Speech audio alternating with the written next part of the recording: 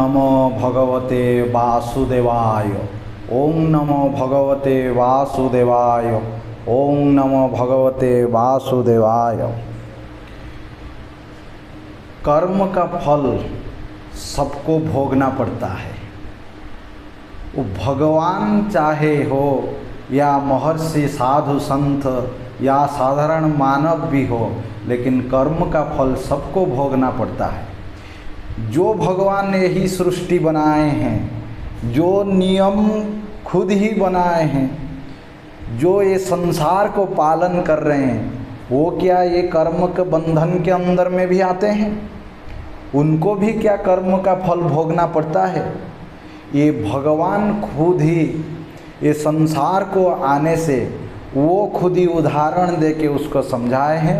हम लोग महाभारत से एक अति उच्च कोटि एक उदाहरण कृष्ण के द्वारा, श्री कृष्ण के द्वारा एक उदाहरण को लेंगे, जिसमें कि भगवान श्री कृष्ण समझाए हैं कि कर्म का फल और कर्म करने से उसका फल कैसे भोगना पड़ता है। चाहे वो भगवान हो, चाहे सन्यासी हो, चाहे मुनि ऋषि महाज्ञानी महर्षि हो, सबको कर्म का फल कैसे भोगना पड़ता है, उसके लिए मैं एक छोटा सा बात करता हूँ। उसमें से आपको बहुत अच्छा एवं बहुत ज्ञान का प्राप्ति भी होगा। ये कुरुक्षेत्र युद्ध से पहले के बात है। कृष्ण अपना रानियों के साथ में, रुक्मिणी माता के साथ में रहते थे और उनका बहुत ही ख्याति था कि कृष्ण और उनका रानियों ने ये अतिथि ऋषि मुनियों का बहुत ही सेवा शुश्रूषा तथा सर्व मंगल कामना करते थे तथा उनका जो भी मांगे था सब कुछ पूर्ण करते थे। ऐसा एक ख्याति चारों ओर व्याप्त हो गया था। तो यही बात दुर्वासा ऋषि के पास में पहुंचा। दुर्वासा ऋषि, जो कि आप लोग जानते हैं, वो बहुत क्रोधी होते हैं, महर्षि है लेकिन बहुत क्रोधी रहते हैं। तो दुर्वासा ऋषि यही बात को परीक्षा करने के लिए कृष्ण के घर में पहुंचते हैं और उनका जो भी इच्छा है वो कैसे कृष्ण, श्री कृष्ण एंड रुक्मिणी माता कैसे उसका पूर्ण करते हैं, कैसे उनका इच्छा, उनका मांगे कैसे पूर्ण करते हैं, उसको वो देखने के लिए, परीक्षा करने के लिए आके पहुंच गए। दुर्वासा ऋषि पहले से ही सोच के आए थे कि मैं इन लोग का अति कठिन परीक्षा लूँगा। मैं ऐसा कुछ काम करूँगा जैसे कि ये सारे मेरे इच्छाओं को पूर्ति के लिए कर नहीं पाएंगे और मुझे क्रोधवशतः घर से ही निकाल देंगे।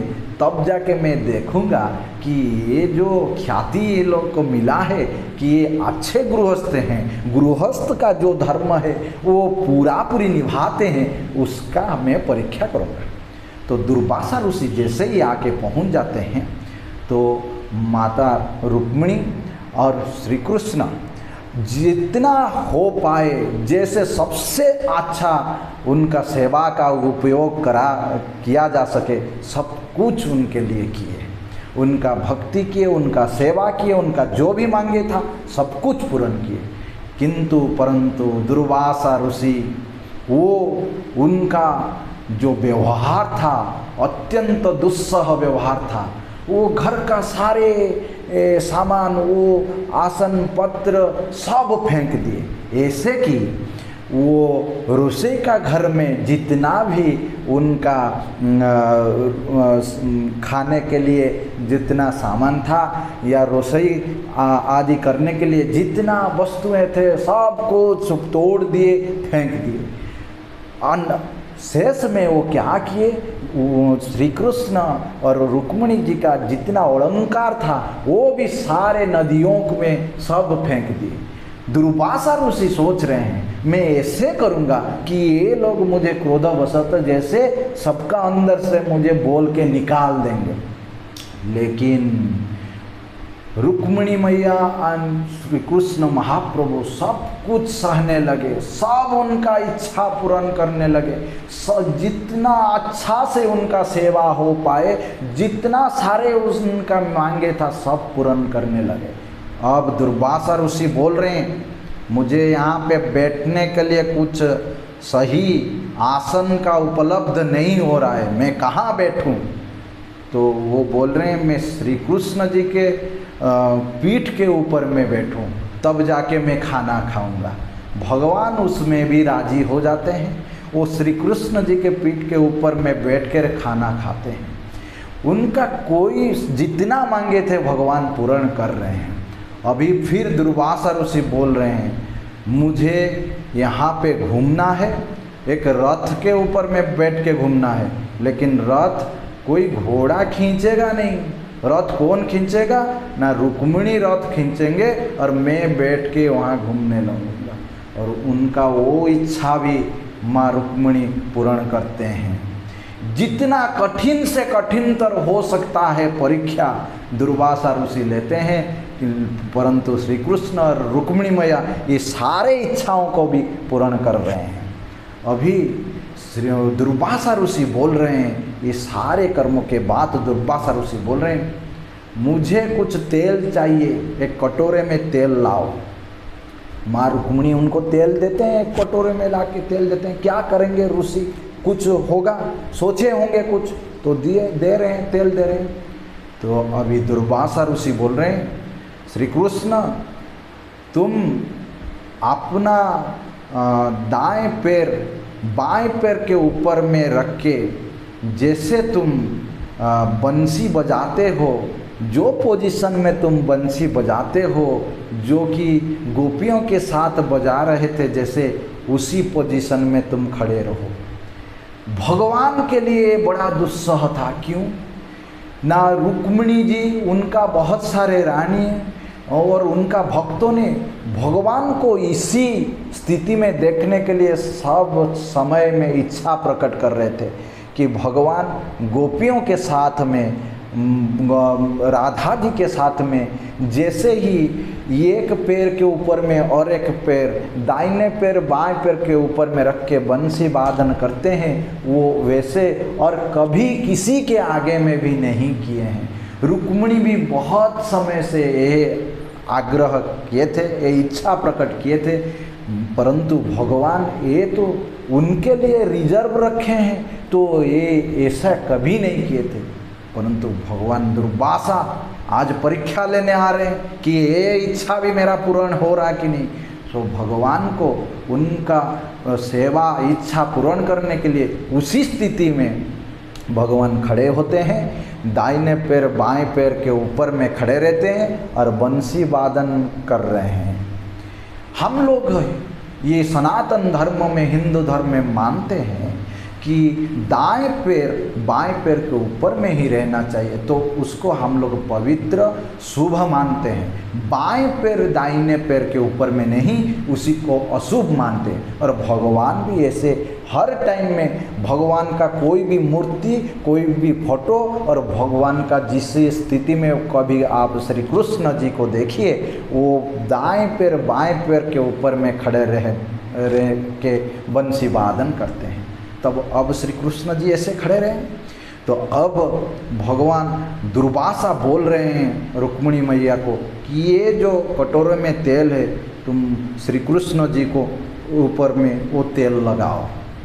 खाली ऐसा नहीं कि मस्तक में या मुंह में या हाथ में लगाओ, पूरा सारे शरीर पे ये तेल लगाओ। और रुक्मिणी जी वही कर रहे हैं, आँखों से आंसू निकल जा रहा है और भक्ति भाव पूर्ण से वो भगवान श्री कृष्ण का स्वामी को वो तेल लगा रहे हैं। अब दुर्वासा ये सारे देख के अतीब प्रसन्न हो गए, क्योंकि वो कठिन से कठिनतर परीक्षा लिए, सारे इच्छा सारे मांगे उनका पूर्ण हो गया। सो वो बहुत खुश हो गए और बहुत खुशी से आशीर्वाद देते हुए बोल रहे हैं रुक्मिणी और श्री कृष्ण, अब तुम्हारा क्या इच्छा है मुझे मांगो, मैं पूर्ण करूँगा।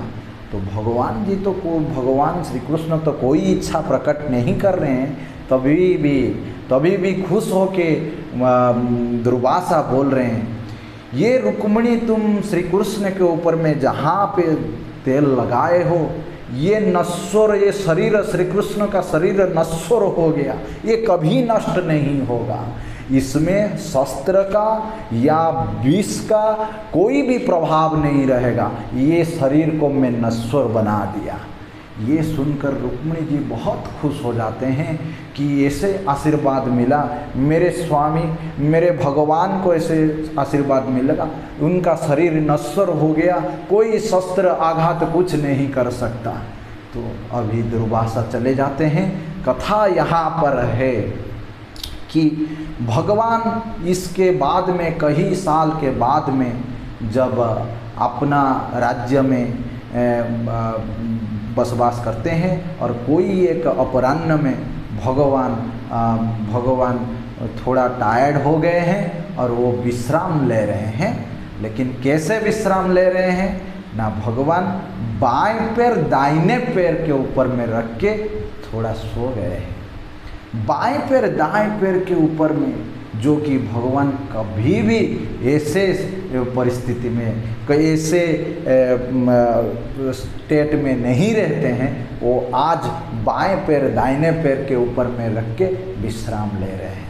और इसी अवस्था में जरा सवर वो भगवान का बाएं पैर ही देखने के लिए मिलता है, क्योंकि भगवान बाएं पैर दाहिने पैर के ऊपर में रखे हैं। और उनका कोमल पद देख के, भगवान कोमल पद देख के उसको हरिण का ये कान जैसा दिखता है, तो वो और कुछ ही सोचे बगैर, ये सच है झूठ है, ये आदमी है कि जानवर है कि ये क्या है, कुछ भी सोचे बगैर वो जो 20 लेफ्ट तीर लगा देता है वो और भगवान का बाएं पैर में आके लग जाता है। और बाएं पैर में लग जाने से वो लहूलुहान हो जाते हैं भगवान, और वो विष प्रक्रिया सारे शरीर में ख्यात हो जाता है और भगवान को यह ध्यान त्याग करना पड़ता है। अब यहाँ पे कथा है, भगवान का शरीर तो नश्वर था, भगवान को तो कोई अस्त्र शस्त्र से उसको मिटाया नहीं जा सकता था। दुर्वासा ऋषि उनको आशीर्वाद दिए हैं, तो ये कैसे हुआ ना। जब भगवान के ऊपर में तेल लगाया जा रहा था, भगवान कौन से पैर में खड़े थे ना, भगवान बाएं पैर में खड़े थे, दाहिने पैर बाएं पैर के ऊपर में था।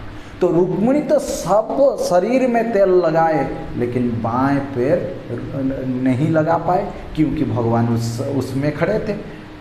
तो उसी जगह में वो जो बाएं पैर में भगवान का तेल नहीं लगा था, सो वो जगह नश्वर नहीं हुआ था। और उसी जगह में वो आज सब स्थिति में भगवान दाहिने पैर बाएं पैर के ऊपर में रखते हैं, लेकिन आज बाएं पैर दिखाया गया और वो जरा सबर धनु तीर में लगा दिया और भगवान को जाना पड़ा। तब ये क्या भगवान नहीं जानते थे? भगवान क्या नहीं जानते थे कि मैं क्यों बाएं पैर में तेल नहीं लगाया, और जरा सबर आज मुझे तीर लगाएगा तो मैं बाएं पैर दिखा के रहा? भगवान तो पता है, वो तो सृष्टि करता, पालन करता, संहार करता वही है, तो उनको तो पता है। लेकिन भगवान ये कर्म तब क्यों हुआ, भगवान को ऐसा क्यों भोगना पड़ा? जब जरा सबर तीर लगाने के बाद में चले आता है पास में, और भगवान को देख के ऐसे अवस्था में दुख प्रकट करके रोने लगता है, हे प्रभु मुझसे ये क्या गलती हो गया। तो भगवान समझाते हैं, अरे जरा तुम इतना चिंतित मत हो, तुम्हारा पूर्व जन्म में तुम बाली थे और मैं सुग्रीव के तरफ से युद्ध कर रहा था, और मैं तुम्हें युद्ध करने के समय में मैं तुमको तीर लगाया था और तुमको मरना पड़ा था, और तुमको मैं ऐसे बानर भी बोला था। तो आज वो पूर्व जन्म का कर्म फल मुझे भोगना पड़ रहा है। तुम मुझे एक हरिण समझकर एक मुझे तीर लगा दिए और मुझे जाना पड़ा। सो कर्म का फल भगवान होते हुए भी भोगना पड़ता है। हम तो साधारण मानव हैं, हमको भी भोगना पड़ेगा। इससे हमको क्या समझ में आता है? ना भगवान संसार में आए, भगवान अवतार ग्रहण करके आए, इससे संसार का कुछ परिवर्तन नहीं हो जाता है, उसमें भाग्य फल का कुछ परिवर्तन नहीं हो जाता है। सब स्थिति जैसा है, सब जिनको जो फल प्राप्ति करना है उनको भोगना ही पड़ेगा। क्योंकि जो भगवान जो जानते हैं कि उनको क्या होगा, वो चाहते थे वो रोक सकते थे, लेकिन वो रोकते नहीं है। उनको भी संसार को उदाहरण दिखाना है कि मैं नियम बनाता हूँ तो मुझे भी नियम के अनुसार भी पालन करना पड़ता है।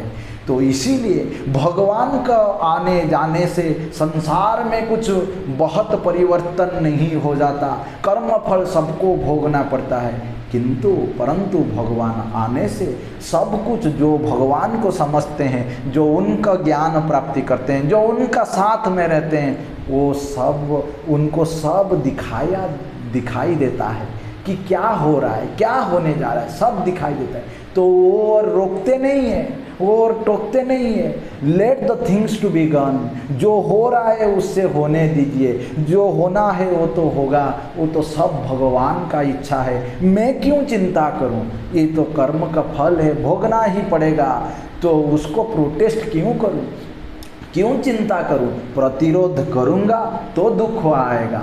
भगवान एक ज्ञान दे देते हैं, उनका करुणा होने से भगवान का ये ज्ञान मिल जाता है। मुजाहा कुहुई सदाय ज्ञानता हृदय उदय। भगवान जिसके ऊपर में सदैव होते हैं, उनके हृदय में ज्ञान का अभ्युदय उन्नति होता है, वो भगवान को समझ सकते हैं। तो भगवान को भी कर्म का फल भी भोगना पड़ा है, तो हम लोग जैसे करेंगे वैसे ही फल मिलेगा। ये हाथ का पाप ये हाथ नहीं लेगा।